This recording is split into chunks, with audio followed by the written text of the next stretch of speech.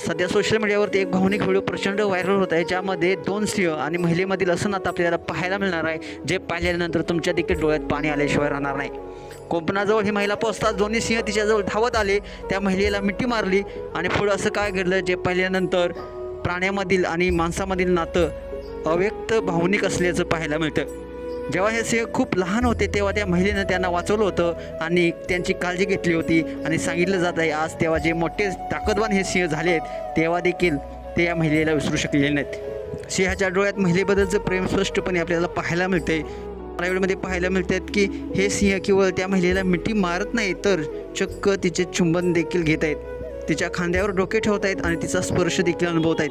हे सर्व दृश्य पाहून स्पष्टपणे पाहायला मिळते की प्राणी देखील मानवांच्या भावना समजून घेतात आणि त्यांना देखील आठवण येत असते.